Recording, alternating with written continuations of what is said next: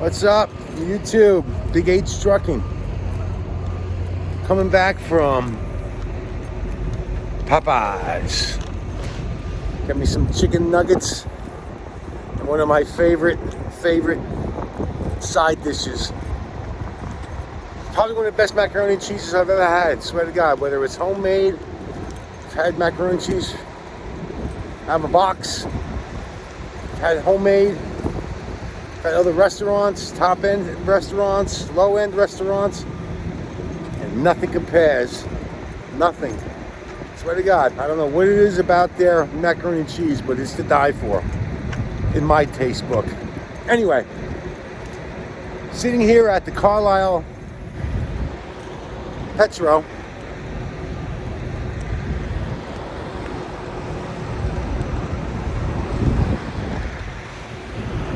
It's 11 o'clock in the morning and this place is jammed packed. Came in about 6 o'clock. I ran out of time. I left Landover, Maryland about 4:30 or so. I was unloaded and I'm on my way back to Pittsburgh. Time to go home. As soon as I open up my car, my truck, I should say, we're going to talk about my last 3 months in this beast.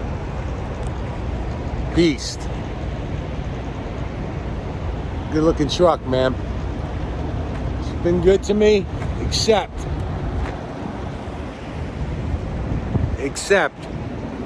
I already threw a check engine light.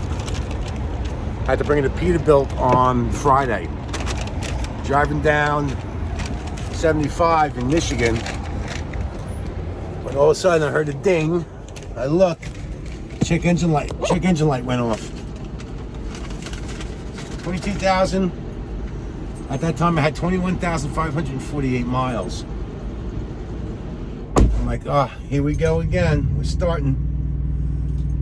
Well, I brought it to Peterbilt.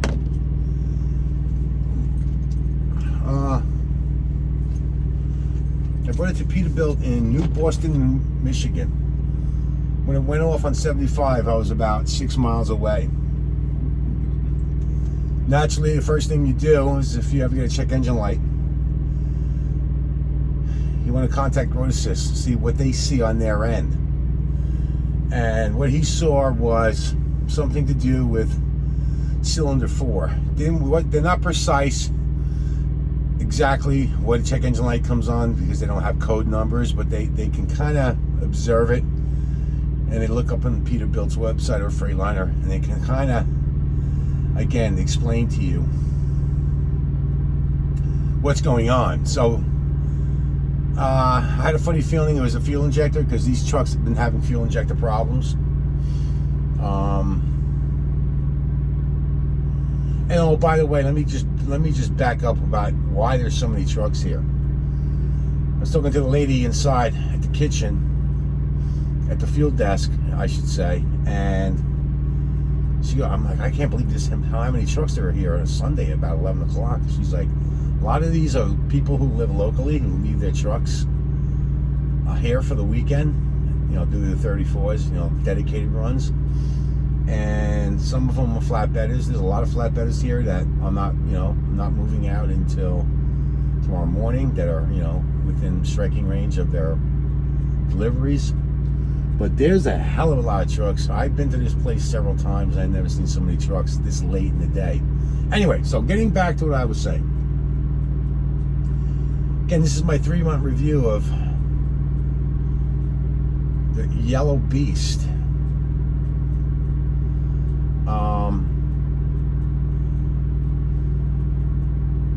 So they brought it in to the shop.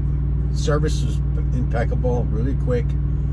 They wrote me up and said someone would be right with you. So within 5 minutes, they had the truck. After I arrived, within 5 minutes or so, somebody pulled the truck into the garage, and they ran a series of tests. And naturally, they don't get back to you right away. But 2-3 hours later, I go up to the desk and said, "Is there an update on what's going on with the truck?" And it comes back that I have a bad injector. Started as 1.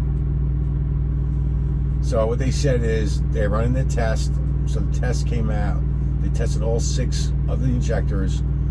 3 of the 6 were below the parameters of normal, and the other 3 were hovering on going the same direction, below normal. So what their first protocol to do with Peterbilt's first protocol before they change the injectors is to do a fuel cleaning, clean the whole fuel system, clean the injectors. It takes a few hours. Then they run it. Then they do another diagnostic test on it. They run it. I take it. What I mean by run it, they take it for a test ride and see if the check engine light comes back on. Now I've been hearing, to back up, I've been hearing a strange noise. It's like a knock. It almost sounded like it was metal on metal. Not all the time, but here and there. Usually in the mornings, or sometimes. It had nothing to do with whether the engine was warm or cold. All of a sudden, out of nowhere, it's usually when you're taking off, because that requires the most fuel. That's when I heard something weird, and I was telling my buddy Scott like a few weeks ago. I'm like, man, I hear this strange noise. It sounds like a valve is slapping a piston, and obviously he's like, there's no way, because if you did, you blow your engine. But it sounded kind of similar to that. Anyway, not that I know what that sounds like in reality, but it sounded like metal on metal. Well, it turns out that knocking noise, because it happened when he pulled it out of the spot I was parked in at the dealership, it made the same exact noise that it's been doing on and off now. I would say, I can't say it's been doing it since I've gotten it, but it almost sounds like it's been doing it since I've got it. So this caused the check engine light to go off. So comes back to me at the end of the day. So we ran all these tests, we did the cleaning, and 3 of the 6 still come back really bad. Not really bad, but he showed me a graph. I've got the copy of the paperwork, and it showed the graph, and here's normal, and so it was kind of 3 were kind of still below normal range, and the other ones were hovering right on that line, which he said after cleaning like that there's no way that should be the way it is. It's reading out. So he's like, you have 2 choices. You can leave it here for the weekend and we'll get to it, and I can't tell you exactly how many days, but it's going to be more than 1 day for us to fix it, put new injectors in it, because it's an open campaign from Peterbilt. I'm not the only one that's going through this. There are actually trucks that have as little as 5,000 miles and some that last till it's 50,000 miles. I happen to be one that caught it, about 20,000 before the check engine light went off. It was doing it a lot, and as I told him, I said it was doing it a lot longer than at that point I had no idea how many miles I had, but it was 5,000. But it's been doing it for quite a while. So I didn't want to. So what are my options? Because I was under a load. Believe it or not, no one wanted to repower my load. I had a 2-stop produce load. One was right down the road. Well, not right down the road, but right off of 75, 200 miles down the road. And the other one was in Maryland. The first thing I did was contact dispatch, just to back up the story a little bit. I know I'm kind of talking in circles a little bit. But I contacted dispatch after contacting road assist and said, hey, here's the situation. I threw a check engine light. I don't know what the story is, because you never know what's going on until you know. I said, I probably best to work out where it gets repowered from where I am. And a few hours later, she gets back to me. I have a female night dispatcher. Says, still looking, no one's biting. So we'll have to probably wait till the morning, which, I reached out to Steve about 10 o'clock, and my fleet manager, Steve, and he asked me, what's the story? I said, I still don't know what's going on.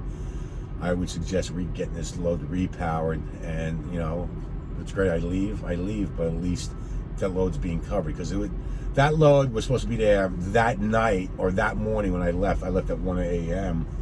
At 4 a.m. that same day, and the next load was going to be due the next morning at 2 a.m. which was going to be Saturday morning.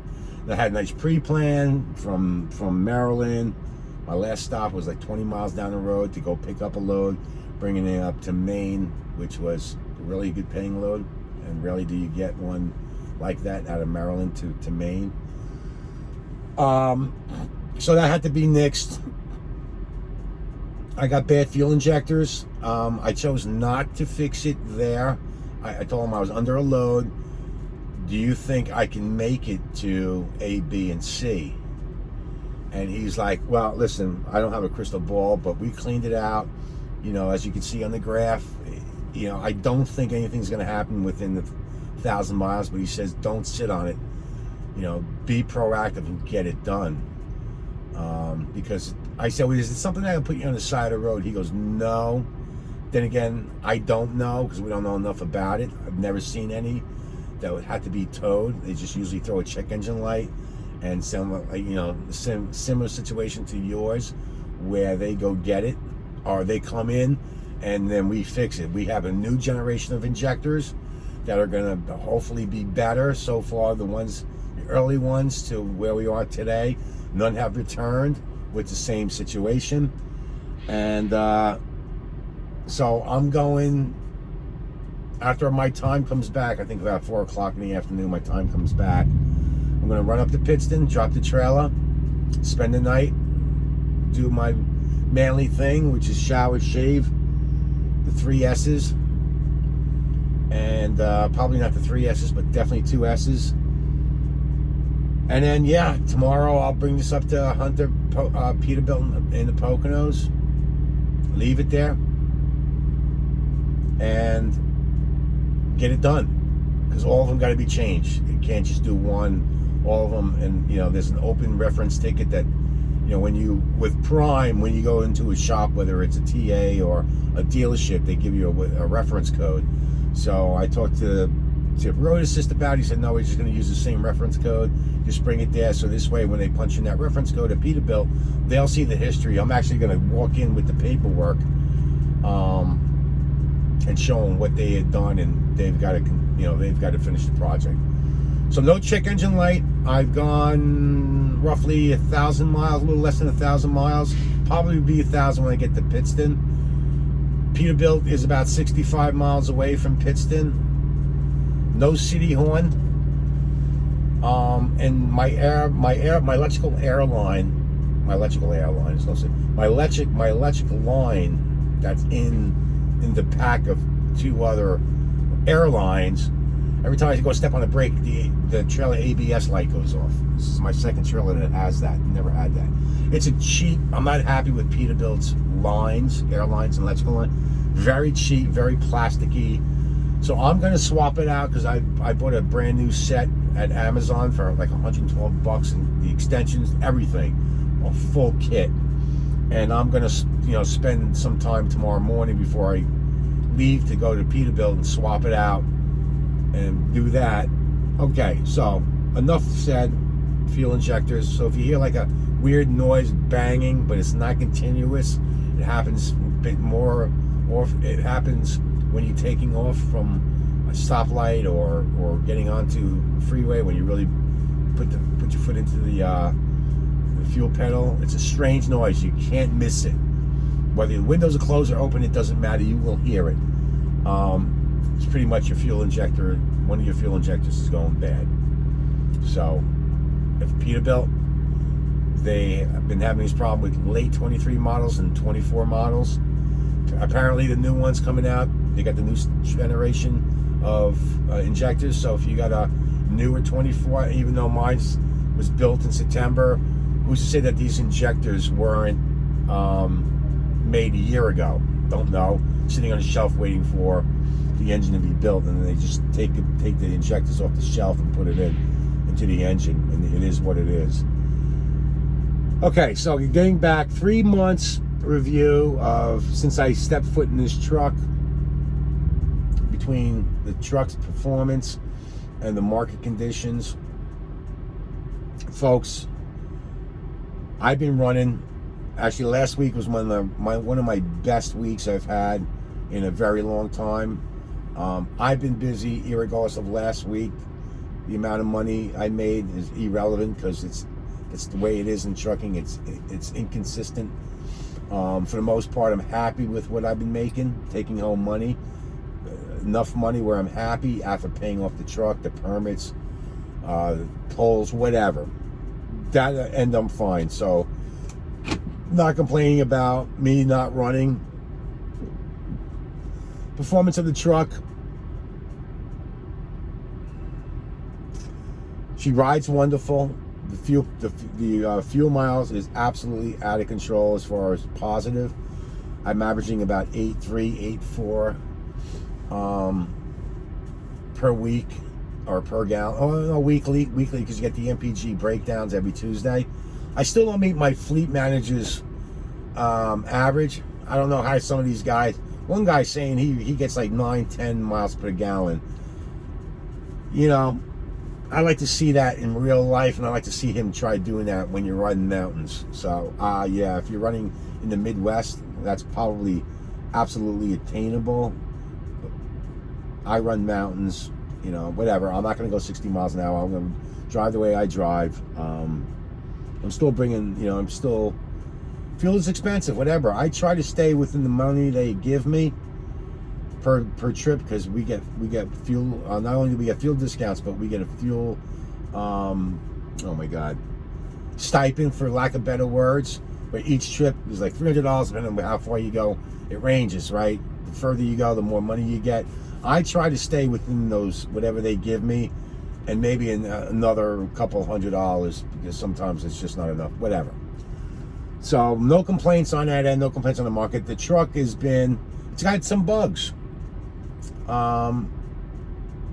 City horn doesn't work. That just stopped like a couple days ago. I forgot to mention to him, but I'll let Hunter know. They got to fix that.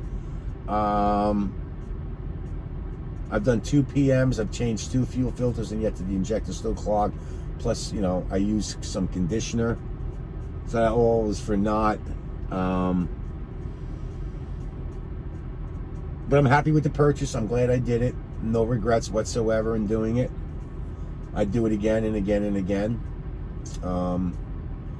Not that I'm looking to buy any more trucks. I'm not going to build a fleet. I don't want any. I don't want, you know, I'm old enough to enjoy what I'm doing.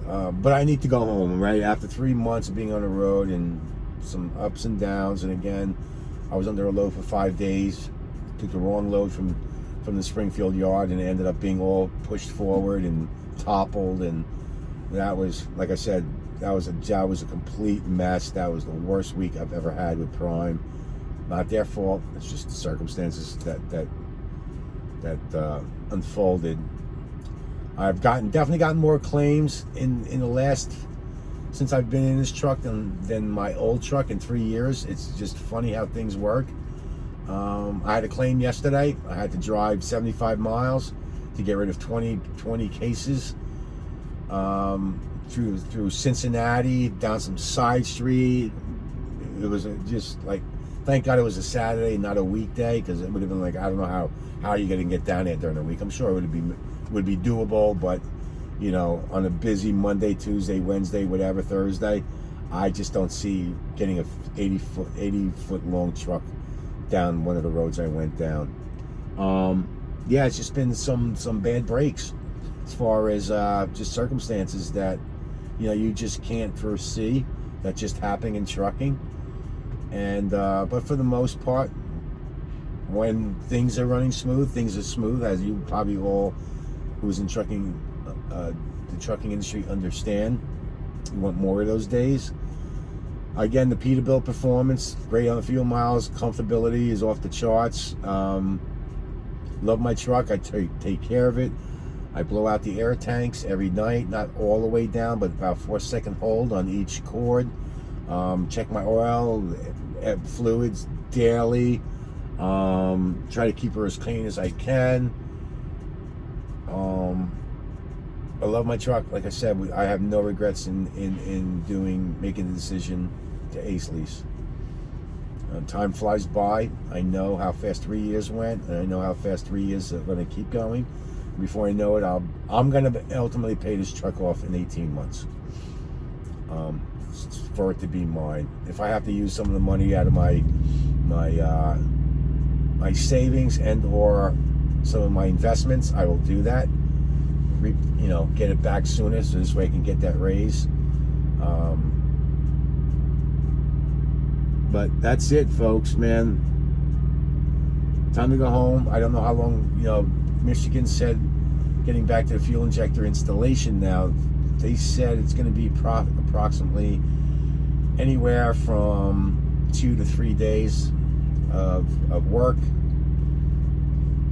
Being that it's a Thanksgiving week, by the time I drop it off tomorrow late morning, I'm not going to get to it till probably, I would say, after Thanksgiving. I think they might be working Friday. I don't know if they all have 3 days off, but whatever they do, I'm going to just tell them, listen, I'm going home.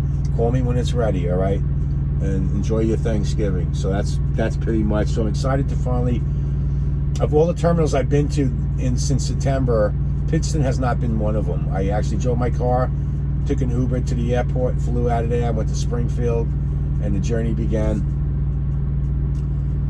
with the big yellow beast. And yeah, that's it, man. So that's my 3-month recap. Apologize if my fans on the YouTube are looking for videos. I just don't have content for you. Sorry. There's too many Prime guys and gals making videos, and they all talk about the same thing. So if you want to know how to run your truck efficiently, go to their channel. If you want to know how to run the winter, go to their channel. If you want to know what training is like, go to their channel. If you want to know what it's like to drive in the snow, everyone's got an angle. Everyone knows everything, and you can get a lot of information.